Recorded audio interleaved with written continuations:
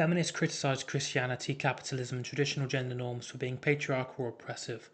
But when it comes to Islam, some feminists are silent or even supportive, often defending Islamic culture or dress codes like the hijab as empowering or as expressions of personal choice.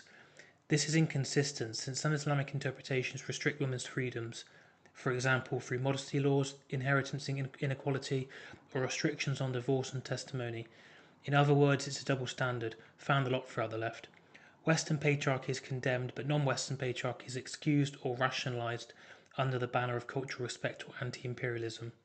The defence is that Muslim women wearing the hijab is a conscious expression of faith, identity and a resistance to sexual objectification. Not a symbol of oppression, but that can't ever be believed when you still have Muslim nations that have severe punishments, including the death penalty for related offences like blasphemy, which can be applied to those that defy religious law. That can include the removal of the hijab in public in countries like Iran and Afghanistan. There's also the fact that many Muslims throughout the world believe in the wife obeying the husband, and many husbands want their wife wearing a hijab.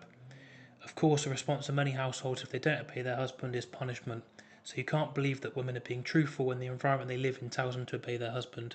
You then have the anti-Islamophobia stance, where feminists are often found defending the Muslims, which ultimately makes them frauds and not actual feminists. As feminists wouldn't worry about offending if there were cultures that were inherently sexist like Islam, they don't worry about offending other groups, for instance.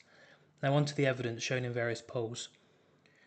23% of Muslims in Britain supported the introduction of Sharia law, which can include matters like marriage, travel, unequal inheritance rights, coverings, and to the extremes of not leaving home without a man, not working and not driving.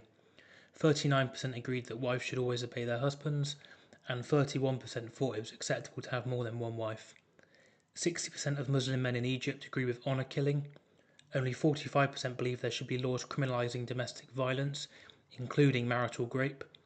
43% approve of their son having multiple wives, but only 9.5% would approve of their daughter marrying a man with several wives. Only 6.6% of unmarried men had no problem marrying a non-Muslim. Only 39% of Egyptian men approved of women serving as political leaders. And only 93% of Egyptian men believe in women voting. 60% of Moroccan Muslims said if a woman is raped, she should marry her. 62% said a woman should tolerate violence to keep the family together.